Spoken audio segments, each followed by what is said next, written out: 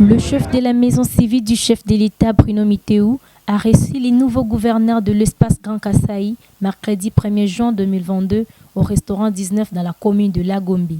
La lutte contre l'exode rural par l'amélioration des conditions socio-économiques dans les Grands Kasaï était au centre des échanges. Avant de définir les priorités, Bruno Mitéou a dressé un tableau non séduisant dans cette partie du pays.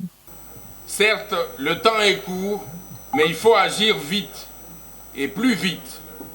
C'est donc l'intérêt de cette rencontre pour prodiguer des conseils, esquisser des stratégies, formuler des recommandations constructives, donner des pistes de solutions à développer et même envisager des alternatives communes de mobilisation des ressources extérieures afin d'assurer une gestion saine, efficiente, inclusive et transparente, au moins cette fois-ci, pour sortir le Grand Kasaï de ce gouffre de misère.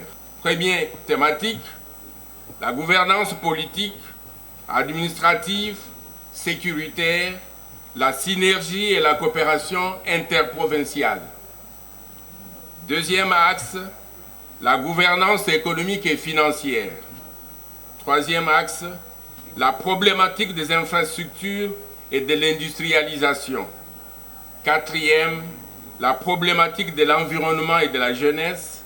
Et enfin, cinquième, l'appui des dignes notables aux gouvernements provinciaux et leurs apports aux défis de développement de l'espace Grand Kasaï dans la concorde et la fraternité.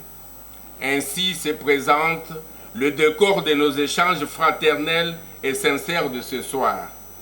Que vive le Grand Kasaï, que vive son Excellence Félix-Antoine Tshisekedi Tshilombo, président de la République, chef de l'État et commandant suprême des forces armées congolaises et de la police nationale.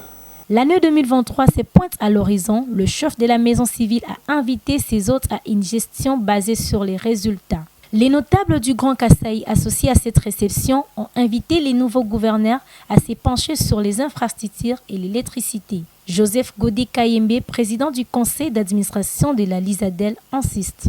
Ne pensez jamais au développement du Kasaï. Quand il n'y a pas de route, vous construisez les maisons comme vous voulez au Kasaï, considérez qu'il n'y aura pas de développement. Et aucun investisseur ne viendra au Kasaï pour pouvoir investir, pour booster, pour mettre fin à la crise que nous traversons dans le Kasaï.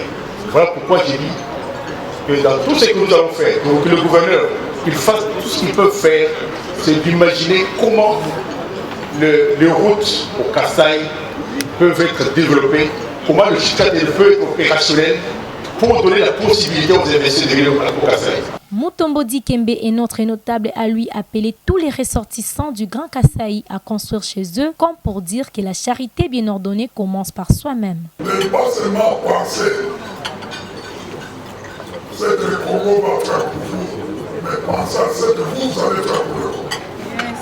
Et je demande à tous nos nouveaux gouverneurs élus d'encourager mes frères et sœurs qui sont partout au monde, de penser à faire quelque chose au Kasaï.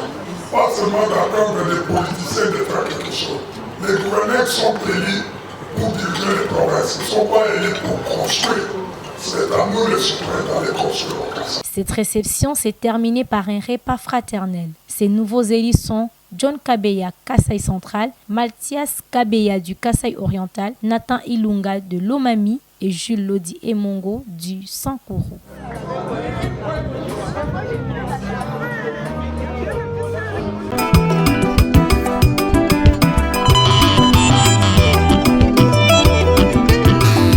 Siti Djitalala. Siti Djitalala, c'est la nouvelle ville que la diaspora kassaïenne veut construire à Mbujimaï. Siti Djitalala, c'est dans la commune de Bipemba, non loin de la concession de Mutombo Dikembe. Siti Djitalala, c'est un endroit urbanisé, aménagé et disponibilisé pour vos constructions selon le goût et les choix. Siti Djitalala, c'est la vision moderne dans une nouvelle ville. Ce n'est pas un rêve, c'est une réalité. Kassayennes et Kassaïens, voici l'occasion pour vous d'acheter un terrain, une parcelle ou une concession à valoriser en y construisant pour vos business ou vos projets agricoles au Grand Kassai. Franck Cholawetu et son équipe vous aident à acheter des terrains et y faire un suivi du déroulement de la construction.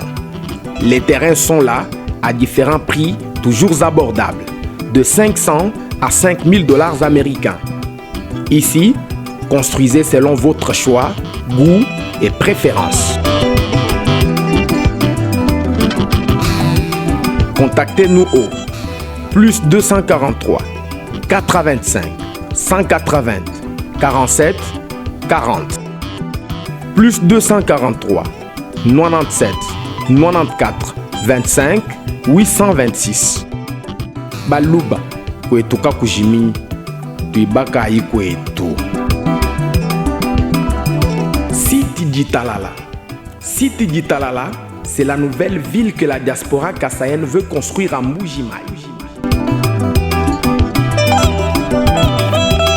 Mukulumpa wetwa umana nyabelum je bangani meme jini jani inje chimanga sombola je done mucho wa chomba jina ni mucho wa chomba kwetu mena atwamba malu kalije bawo jiji mvuje chi jini jani ja mucho wa chomba jini muntu bumuso budim bikoni ntunje mubujimi bikola kimeme kutamya mucho wa chomba twasekijila tujinji sanga kwa kijila mundonga mwetu wa kwetu kakujiminyi lelu tutwa kuila malu amabwa eske jibwa njimpa njibo jiji mushinga kai habuloba jibo mwana ni wabeluma jibwa njimpa jibo jidini mushinga wabunyi habuloba jibwa chakumpala jizu tesha mafuta tutele mubiseki mafuta makunza miso ya jibwa badiba yizaza to benze mafuta sarta na shagujila bahambiti bikamfu bya jibwa halimane kuma byangasha bebete mishina bimujilu bikoli biri bituhesha butu bwa kwenza nabo nasha binti bya kwele mu byajija umudi binchi dimba babungi bamanye bichimba to leli bana balemba manya shot binchi dimba na shio misekele ka tienze bintu abi tutibele muchidi bilanchi mpwendel ngini chimpwendel okay badiba bebe binchi dimba musamsam bakutaka chantamsam na shimuntembo ntembo badibele binchi dimba bo hatu tuweka kudibwa kunshi kwa dibwa ku tutukahita mije ko mije ya dibu ndi kwa shitamba bunen tutuyenze masoka bwa kutena impuku mu kisuku mije ya dibo jidini mushinga wabunyi mushinga mene wajibu ni lukombo du kujibwa ku malala lukombo tutuyenze tu bari bakomba na byonse bidibi kwa kishi bikolwe tutuyenze na binzupu mbo kwanza nzubu ya bikole biramani muhita wa mabayi mwanzi ni mabayi nasha luse bari benza kujibu dibo do dibana kokolo jikola jihulu ko bumu de naka bari benza mikamba batuchere wo nzubu amalata bumu diyem ba hanta mikamba benza mulata eta kutushana malate okay ki muji na dibo jidi mushinwa bunyu mujiro chibishwe muchibani dibo jidi mala chibishi ngadi hashe mwabeu tuno ko tuno mwabeu kabidi jidi mudi mwabu dibo jidi mudi mwabu mukela mususu mwabeu mukela mususu mudi umbugele kujibwa kubikolo akubere babyo to benza mukela mususu bakele benza mukela mususu kweza mukela mususu kaji kwetu Kasai mafuta ngao mabanda bwa chini okay mafuta mabanda bumudi mabwa adi period to akwama bumutu kali kumushihu tukwama jama bondi nkesa mabada kwama period wamvula bwalumvula adi kwa shaka bidi mabwa bwa kukwama na mafuta make mpinye bwa tukali kumushihu maboji kwa majajidi ni muta luta tulwa buni na mumvula mabwa ja kwama reglementaire 100% bwal maya ajafi la moyi mujubwa ki hadi jibwa di hatula misekele ifika kujenza yangashi wami wote nza bunyungai meme tunje mabuji miki jini jiji kufena kuja chimanga muchochoma wote na watu wenzanu ujima chomba kwa shiki to ni matala njinji mankunda njima binti yose bikengeli hatu ambanjini budimbo achisensa bwa kukuna binti bya njilu ndunga matomata milembo ya lutei ya nsengwai okay ndingene sempinje wakubikuna mumushihwemo bitekute tutwela no muntu wa mumushihwemo uyimane bwanyi woji mubanjo jumanje nda bumuturi bufu kutiri manga matumati to bintu abantu bachimba kana mwakale ko hetan sabang tukebe kwenza tukesa tulekele tukebe kwenza tukesa tulekele kaji bamba kwetu ni tujima tumuna ne tutante kadi to antukenga kukasai bon lunga le tumudi meje tachile mashikila kibali ka to tachile ko babendo ka developer umuri munyama ka tunyi bantu bari makutwasha kutoshinyi lunga ito kise podi mwana tunyema ka site ye ko babendo tachila mabili bantu makutoshinyi lunga lo kwenza bintu api luta tuloba nanga lutuchinyi mu mijimu yebe yakujimai mu luta tulofu mu mulimi wa kujima mushindu wa kweta muntu uri mu kumpesha ide wa kwenda mulimo wa bimpe ni hanga bienza kwa kunyina bichino manito nje mana bu muntu lemba kan na kujipeta tuntu ndambu tukesa mu bugole bunji napo kadi baba hetana muntu ani nye wa tutumpanda muri buri mbo chance bugalini kubutaisha muntu atoka akutusha mpanda koko kwecho kantu kauni yenze mulimo na shibe kwashe kunye kudi bantu bakwa baji bidi bivulana tuye kompala hujineme jidi habu ha chisense cheba chijibune nagai chisense chidini 50 50 sur 100. Okay. Wo muso kwenza bujimi bwa production wa bunyi uvujisha ku bintu biba kulo mama kutanga même so kwenza bunyi mwakuje ko bintu makutama kesa mawali mwatna mujimo seke $200 chana mwakuje mujimo okay donc $200 ukuna tomata ndonjilo okay na shimitete kabiri mwakwa jenze kana muntu wangu toi c'est bana beto batuteleja we utano kwetwa bantu bonsu bafeneya bantu bonsu bachoka kimeka kona benshi babunyi bito benshi babunyi bajikoko bilomba makuta makesi $100 $200 $500 $1000 maguta ajina shuno champagne kaji we muaisha muntu mwenza bujimi mubangisha kwa mushenda bantu bakwa bijanje sanga jabunyi Je suis là pour Palmélite. Palmélite, nous sommes, c'est une entreprise internationale. Nous sommes en Afrique, en Amérique et en Asie. Et moi, je suis le représentant en RDC. Nous sommes basés à Kinshasa. Je dois dire que je suis originaire du Kasaï également. Mais c'est ma première fois de mettre mes pieds ici. Donc, retour à la maison. Oui, moi, je suis l'ingénieur Joseph, ingénieur d'affaires Palmia Oil. Je suis spécialisé dans cette filière pour faire le développement de la culture en RDC. Je travaille pour la société Palmélite et Indigo. Palmélite, c'est le leader mondial en semences améliorées de Palmia Oil. Donc nous produisons, nous commercialisons ces semences appelées Ténéra, qui sont des semences de haut rendement. Je reviendrai avec les caractéristiques de ces semences tout au long de l'émission. Et en même temps, je suis pour Indigo, qui est une filiale du groupe Savannah, aussi un groupe français, qui est spécialisé dans le consommable pour l'agriculture et l'élevage, c'est-à-dire des produits phytosanitaires utilisés en agriculture. Donc je suis le référent palmier, non seulement pour des semences, mais aussi pour des intrants, pour le palmier huile. Quand je parle d'intrants, je vois des produits phytosanitaires, des outils agricoles, des outils de récolte et des engrais également. Voilà, en quelques mots, c'est que je suis. Je suis ingénieur agronome de formation. J'ai fait mes études au Brésil et je suis revenu au Congo pour contribuer à l'émergence du pays dans le secteur agricole. Et voilà. Et j'ai choisi la filière de palmier parce que c'est une culture qui s'adapte bien dans nos conditions en RDC. Et voilà, je suis dans ça et c'est ce que je fais. C'est quoi ta mission au Kasaï? Voilà, en fait, moi je fais l'intérieur du pays. C'est pas seulement les Kasaï, je visite beaucoup de provinces.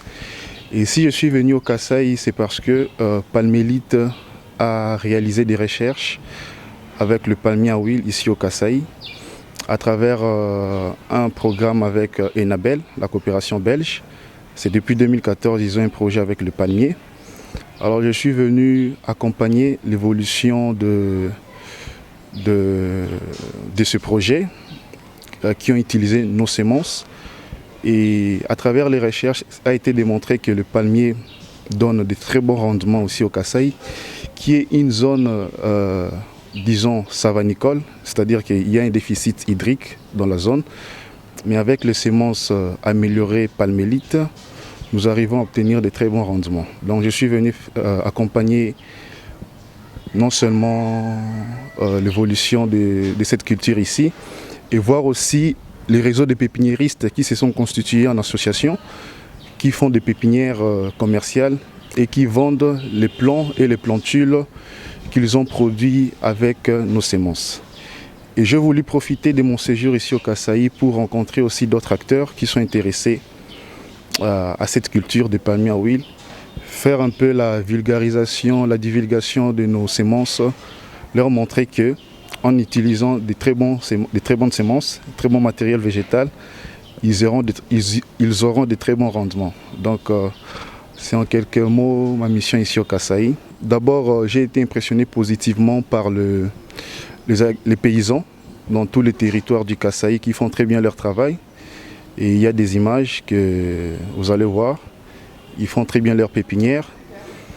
Et d'autres ont commencé déjà à produire. Et ça a des très bons rendements qui correspondent aux caractéristiques de nos semences que nous divulguons. Et à part ça, j'ai rencontré aussi des gens très intéressés à cette filière. Et je crois que dans le mois à venir, nous pourrons faire de très bons projets pour la province du Kasaï. Parce que les terres, il y en a. Et donc ça vaut la peine de s'investir dans cette culture, vu que la demande est là, dans la zone ici. Et c'est une culture qui change la vie des gens. Même des gens à l'intérieur des provinces, des territoires. Ils arrivent à avoir de très bons rendements, à extraire de l'huile, à vendre sur le marché local et voir dans des autres provinces voisines. Oui, aujourd'hui, les plus grands producteurs d'huile de palme dans le monde, ce sont des pays asiatiques. Il y a l'Indonésie et la Malaisie. Ces deux pays représentent 80% d'exportation d'huile de palme dans le monde. Et on doit se le dire, pour ceux qui savent la culture, la formule de semences que nous commercialisons, le Ténéra, qui est le résultat de Piscifera plus Doura, ça a été créé à Yangambi, ici en RDC. Mais voilà, les autres pays se sont plus développés et nous sommes restés un peu en retard par rapport à ça. Et aujourd'hui, on parle, comme je disais, l'Indonésie vient de suspendre ses exportations d'huile de palme dans le monde, ce qui entraînera absolument une augmentation des prix d'huile. Et donc, le Congo a déjà été l'un des grands producteurs dans les années passées en Afrique. Aujourd'hui, nous occupons plus cette place. C'est la raison pour laquelle nous avons le devoir. Parce que les conditions, il y en a. Il y a des terres, il y a les climats qui sont favorables. Nous avons l'obligation de s'investir plus dans cette culture pour que dans les années à venir, nous puissions aussi occuper une bonne place dans la scène internationale et mondiale. Oui, j'étais à Chopo, j'ai visité les plantations de Chopo, les palmeraies de Chopo. Il faut se dire que Chopo a réuni plus des meilleures conditions pour les palmiers que les Kasaï. Mais cela n'empêche qu'au Kasaï aussi, malgré un déficit hydrique de plus de 400 mm à l'année, nous pouvons atteindre de bons rendements. Selon nos recherches, au Kasaï, on peut avoir même 18 tonnes. Quand le palmier atteint sa maturité, on peut atteindre 18 tonnes, voire plus, si accompagné de bonnes pratiques agricoles. Et à Chopo, ils arrivent à parfois à plus de 25. Mais cela n'empêche que, voilà, au Kasaï aussi, 18 tonnes c'est beaucoup. Et ça, c'est grâce à nos semences qui ont cette résistance au déficit hydrique. Il faut se le dire, parce que si vous utilisez d'autres matériels végétaux qui demandent beaucoup d'eau, ils ne sauront pas s'adapter dans des régions de Kasaï. Donc j'ai visité la Chopo et j'ai visité d'autres provinces, Kwilu, Équateur et voilà, tant d'autres. Parmi les différences entre les semences améliorées et les vieux palmiers comme vous me l'avez demandé, c'est que il y a aussi une grande différence en termes d'épaisseur de la coque. Vous verrez que dans les variétés sauvages, les Dura, les Doura, comme on le dit ainsi, il y a une grosse coque, une grosse noix, contrairement au du Ténéra amélioré qui a une petite coque. Ce qui fait que la variété améliorée produit plus d'huile que la variété sauvage. C'est aussi une des grandes différences. Donc ici, vous aurez beaucoup de taux d'extraction d'huile par rapport à l'ancienne variété, en tenant compte de la dimension de la noix et de la coque. Voilà, ça fait partie des différences qui sont très nécessaires. Et ça, vous ne le saurez pas quand vous achetez les semences, cette différence. Vous le saurez seulement 3 ans ou 4 ans après votre production que vous allez identifier cette différence. Donc, il est recommandé de commencer avec des bonnes variétés pour qu'au bout des années de production, vous ne soyez pas surpris. Et c'est facile d'identifier ça dans une palmeraie. Si vous rencontrez une palmeraie en production, vous pouvez prendre quelques noix et vous faites une coupe transversale et vous verrez qu'à l'intérieur, si votre palmeraie c'est du Ténéra ou bien c'est du Doura. Voilà une des grandes différences. Et généralement, beaucoup de gens, quand vous leur dites que la production commence après 3 ans, disons 4 ans si on doit considérer aussi les temps de pépinière. Mais vous souffrez au début, pendant les 3 premières années, à entretenir le palmier, et une fois qu'il entre en production, contrairement aux autres cultures annuelles comme le maïs et tout, les palmiers, une fois que ça commence à produire, ça produit pour la vie. Je vous ai parlé des 25 ans, c'est le cycle pour les agro-industries. Ça ne veut pas dire qu'après 25 ans, ça cesse de produire, mais c'est juste que le rendement diminue après. Mais vous pouvez aller jusqu'à 30 ans, il n'y a pas de problème. Contrairement aux autres cultures où vous devez chaque année planter, voilà, faire tous ces entretiens agricoles qu'il faut faire. Bien sûr que les palmiers aussi nécessitent d'entretien, de nettoyage. Mais une fois que vous avez votre plantation en production, c'est parti pour la vie. C'est un bon business, oui, parce qu'il y a une forte demande en huile de palme.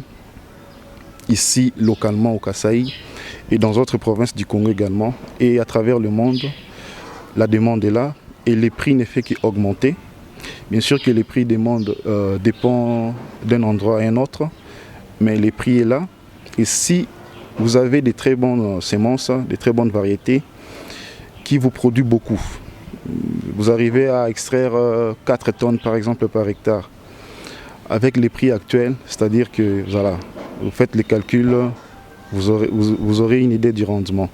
Donc c'est un très bon business vu que la demande est toujours là pour la consommation humaine, pour les savonneries et pour autres.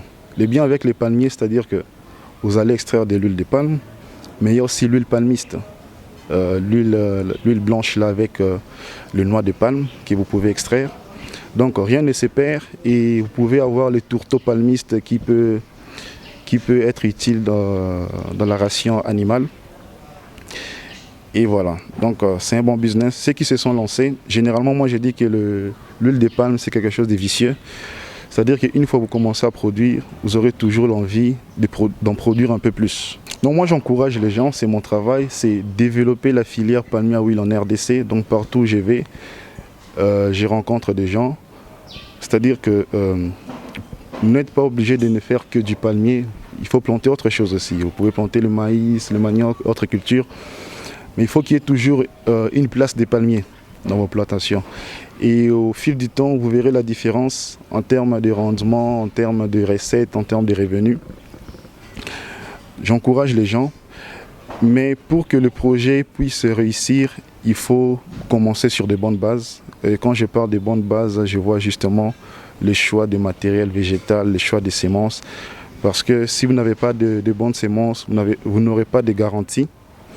Et surtout, éviter de ramasser les semences en brousse. Et aussi, éviter de faire de multiplication des semences soi-même. Parce que j'ai remarqué beaucoup de gens ont cette tendance, ils prennent le noix produite à travers nos semences, ils prennent le même noix et puis ils vont faire leur pépinière avec, croyant que ça va leur donner la même production. Or génétiquement ce n'est pas le cas, nous vendons du Ténéra pour produire de l'huile, c'est-à-dire que si le Ténéra est le résultat de Piscifera et de Doura, c'est-à-dire que si vous devez multiplier le même Ténéra, ça ne vous donnera pas du Ténéra 100%. Et génétiquement, c'est 50%, mais dans la nature, c'est moins que ça. Et non seulement ça sera moins que ça, et vous perdez les autres avantages que contiennent nos semences. Donc, il faut tout un champ sémencier à part pour produire les semences de qualité et éviter les reproductions comme les gens le font, les multiplications, parce que vous aurez 3 ans de dur labeur et vous n'obtiendrez pas le même résultat. Je dois le dire que c'est ma première fois d'être ici. J'entends souvent parler de Mbuji-Mayi, mais c'est ma première fois d'être ici. Et j'ai apprécié. Je ne m'attendais pas que je trouverais autant d'acteurs intéressés en agriculture. Donc c'est ma première fois d'être ici, mais ce n'est pas ma dernière fois. J'y reviendrai. Bien sûr que je suis resté en Mbuji-Mayi, mais j'ai fait aussi d'autres territoires. J'ai fait Ngandajika. J'ai visité les paysans de Ngandajika qui sont en train de faire un très bon travail. J'ai été à Mabaya, à Lupatapata, j'ai visité quelques territoires et j'ai été en contact avec les femmes qui font de l'agriculture, tout le monde, et j'ai fait mes observations, j'ai donné des recommandations pour améliorer la production, parce que les gens au niveau de Lupatapata, ils n'ont pas la même réalité que les gens au niveau de Ngandajika, vu que là-bas c'est une zone un peu forestière, et ici c'est un peu plus savanicole. Donc ils n'ont pas le même problème, même en termes d'attaque d'insectes. Et j'ai pu faire mes observations et donner des orientations. Mais pour ceux qui ont commencé à produire de l'huile, je peux rassurer qu'ils sont satisfaits. Vous allez le voir dans les vidéos. Et puis ça change des vies. Pour ceux qui n'avaient rien au début, et le projet d'Enabel a pu faire quand même de très bons travaux avec tous ces gens, et ça vaut la peine. Donc j'encourage les gens qui ont des terres à se lancer dans cette culture, parce que c'est quelque chose de durable et de pérenne. C'est grâce à Franck Tchola que j'ai eu beaucoup de contacts ici en Mbuji-Mayi, et j'ai pu constituer un réseau grâce à Franck Tchola. Et j'apprécie beaucoup votre travail, parce que vous montrez le potentiel de la zone, de la province, et vous prenez les vidéos, les images des projets agricoles, d'aquaculture, des cultures maraîchères, vivrières. J'ai beaucoup apprécié. Donc dans votre portefeuille, maintenant vous aurez aussi affaire avec les producteurs de palmiers à huile. Ça serait toujours quelque chose d'intéressant, et je crois que on aura une très bonne collaboration, Monsieur Franck. Donc merci beaucoup pour l'accueil en Mbuji-Mayi et pour tous les réseaux que tu m'as mis en contact. C'est une très bonne chose. Merci beaucoup. Un grand merci à M. Alex qui a facilité cette rencontre, et avec lui aussi nous ferons sûrement des grands projets. Donc depuis les États-Unis, il reviendra ici et on fera des projets de développement du Kasaï ensemble. Franck Tchola, mon petit frère, mais on dit une vision mounena, pour propager malheureusement qui se passe à Kouetou. Je dois te féliciter pour cette initiative. Merci beaucoup. Merci. Tout jeune que tu es, mon ami, oh là, c'est très fort ce que tu es en train de faire. Amen. Parce que tu sais que de plus en plus, Baouet, bon, surtout dans la diaspora, nous avons les yeux braqués sur ce que tu es en train de faire. Merci. Coup de chapeau. Merci. Merci beaucoup, merci. Franck, je te rêve devenir une grande structure. Oh Jésus. Je rêve du matos. Baouet, bon, c'est bien, bah, soit nous, que tu vas venir. Ça, que tu vas quelque chose. Merci. Wa caméra automa, wa micro automa. Là, je suis avec Franck Tchola TV. Papa cher. Émission pour tout cas, je mets une émission moins pas bicole. Parce que c'est la seule émission où du bam tout qui nous tout taga jabam tout to. Ah bibi fila di sanga jabu. Voulez-vous savoir tout ce qui se passe au Kasaï? Abonnez-vous sur Franck Tchola TV. Franck Tchola TV, miroir du Kasaï, l'image du Kasaï. Abonnez-vous. Franck Tchola TV, l'histoire du Kasaï. Abonnez-vous. Investissez au Kasaï. Franck Tchola TV, construisons au Kasaï. Suivez Franck Tchola TV. Chers Kasaïens, construisons chez nous.